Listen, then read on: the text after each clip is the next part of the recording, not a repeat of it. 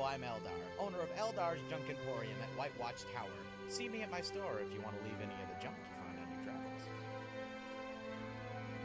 That's right, a flat fee of 20 gold for taking your junk off your hands.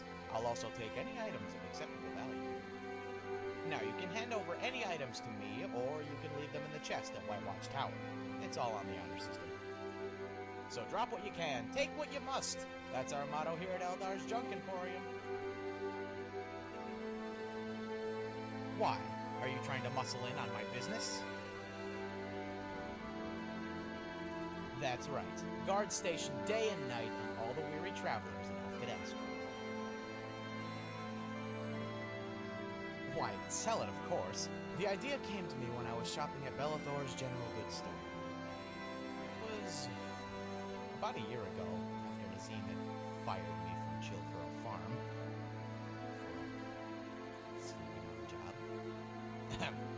I was desperate for coin, and I decided to sell a set of antique silverware that I kept hidden away in an old sack.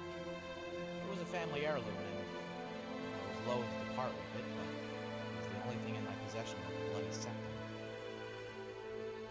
I rolled them up in an old cloth and went to Belethor to get them appraised.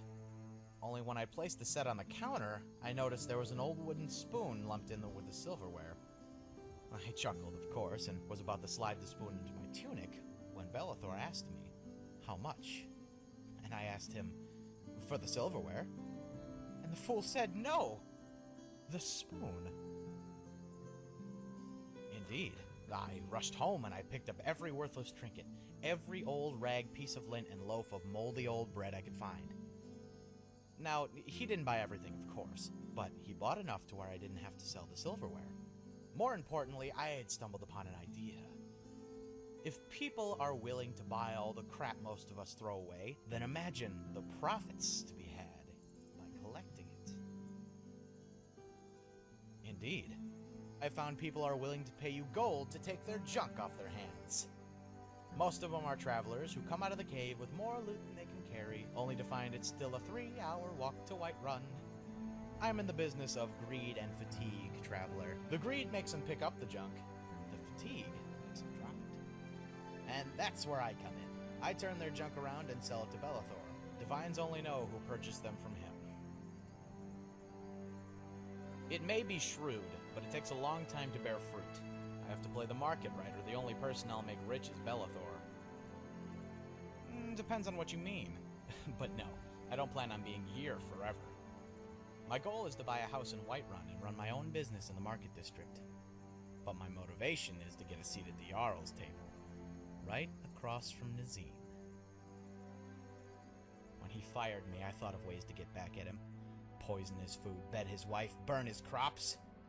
In the end, though, it wasn't worth it. None of those things mattered to him, and when all accounts were settled, he'd still be rich. And I'd still be poor. But if a poor farmer somehow managed to worm his way into the Cloud District, well, people would think he was the Skyforge the way steam would come out of his ears.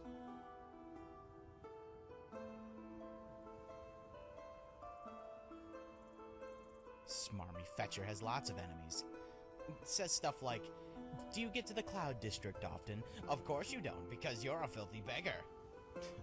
Well, this beggar's going to own all of Dragon's Reach by the time he's done. Unfortunately, you're right about that, and you have to be a resident to get a seat at the jarl's table. I was hoping to save up for a place like Breezehome, but I don't have the coin just yet. Then there's the politics. Don't know whose spear you have to polish to get on top of the waiting list, but I imagine it tastes foul going down.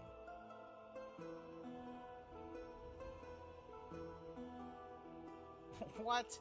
You? What did you do, save the city? Oh, wait. You did, didn't you? Well, I bet the greedy bastard still didn't give you a discount. Worried? You must be mad if you think someone's going to risk the ire of the guard to steal a bunch of dirty bowls and forks. But only if you had the patience to move them. Even Belethor wouldn't buy all the junk in my inventory. I have to wait till his stocks run low. Once market demand is high and supply is low, then I make my move. That's the only way any of this junk has any value. It can take months, even years. No thief has the patience to wait this long. Not when there are plenty of other things he can steal, and not when his stomach growls for food. You're a clever one to see that. As you might expect, I can't put anything too valuable in the chest, or else it'd be too difficult to guard. Now, the guards here will stop the occasional thief so long as I wet their beaks. But if my business attracts hordes of bandits and other unmentionables, then suddenly my coin ain't worth the price of me being here. With the money I've earned, I suppose I could open a separate stall in Whiterun for more valuable goods. But the overhead just doesn't justify the profits, especially with the jarl's taxes and everyone else undercutting my prices. Burn books. I found that one out the hard way when even Bellathor refused to buy them. Not even good for kindling, he said. Now I've got enough worthless books to fill the library at Winterhold, but I'm still holding out hope the market will turn. Not a good idea. The books would be way too valuable, and all the evidence would point right to me. It's a prime location. To the north is empty tundra and giant camps, and the guard station is too close to Fort Greymore for my liking. To the west, you have Riverwood, where most travelers have already unloaded their wares at Lucian's shop. The mountains loom over the south, peaks which no mortal dare climb, and to the southeast lay the Voltheim Towers, which bandits often occupy.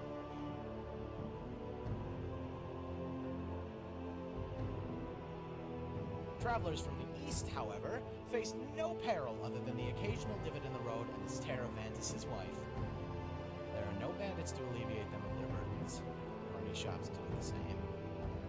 Their only foe is a shallow incline, but to an over-encumbered soul, it can seem larger than any dragon. Yet it's only when they conquer the hill that they truly accept defeat, for when they reach the apex, they find dragons reach tantalizingly close. The entrance, however, is all the way on the other side.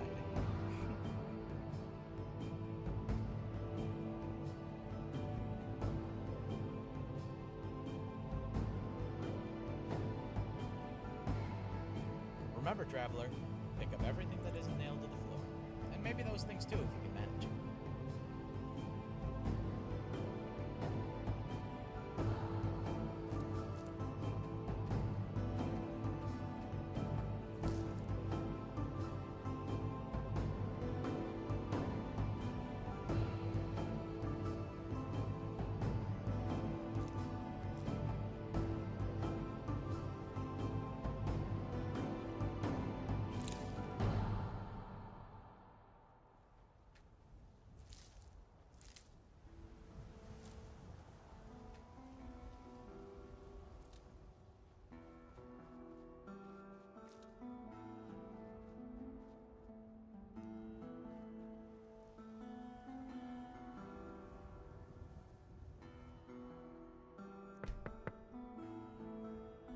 Is someone there? Of course.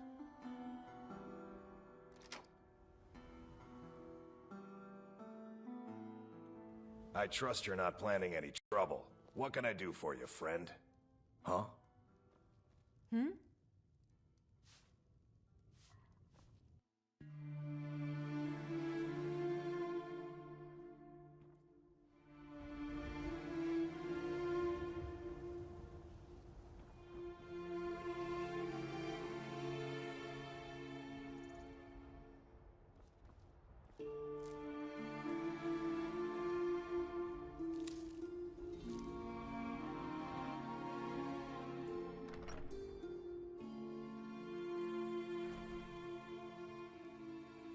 Good evening.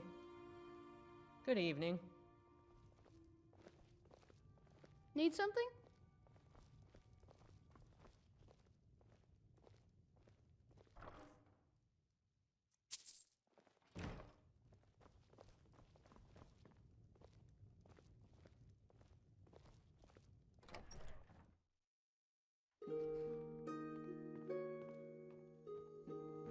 Need something?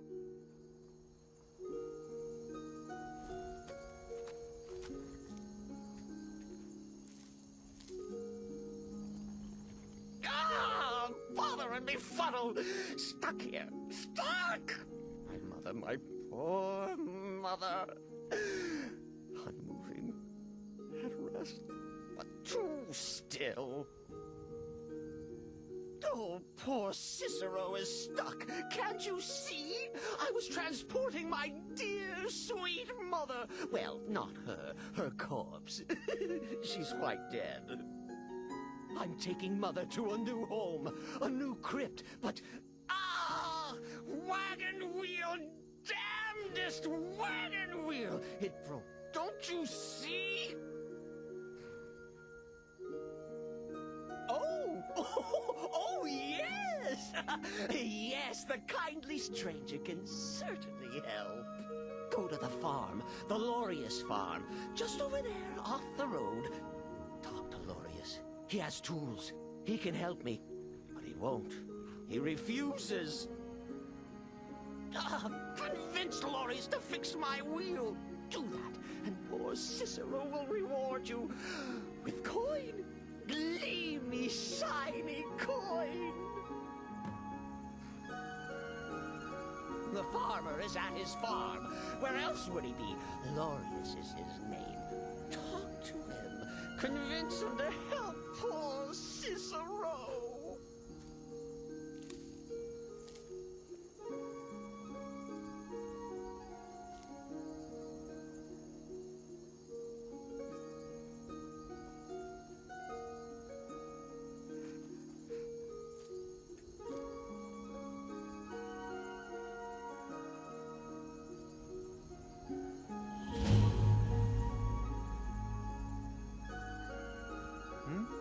Need something?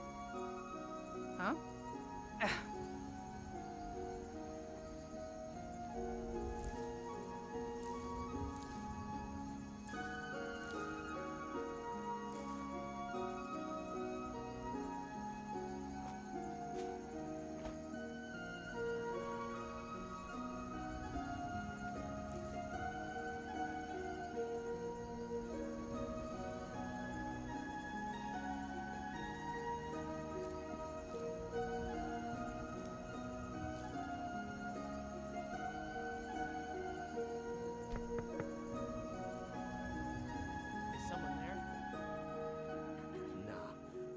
So.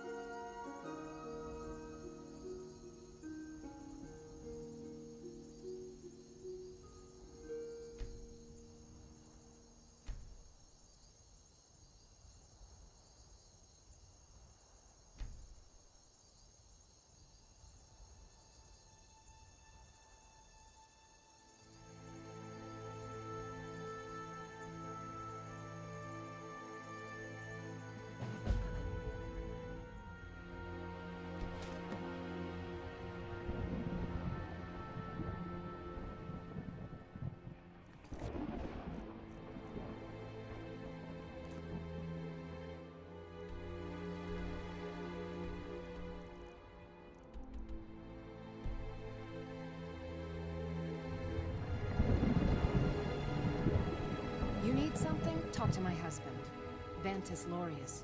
Or just Lorius, if it's all the same to you. Oh, for the love of Mara, what now? That Cicero fella? Huh, tell me something I don't know. Crazy fool's already asked me about 5 times. Seems he's not satisfied with my answer. Why can't he just leave us alone? Pay me? You think this is about money? Have you seen the man? He's completely out of his head. A jester here in Skyrim? Ain't been a merry man in these parts for 100 years. And he's transporting some giant box. Says it's a coffin, and he's going to bury his mother. Mother, my eye. You could have anything in there. War contraband, weapons, skooma. Ain't no way I'm getting involved in any of that. What? And just who in Mara's name are you, anyway? Come here, telling me my business. And for what? To help a fool? Look, Look, Yes, you're right. Feller might be nutters, might not. The fact is, he needs help. I turned him away. What kind of a man am I, huh? Look, thanks. And I'm sorry for my unneighborly reaction. If you talk to Cicero, you be sure to tell him I'll be down to help soon.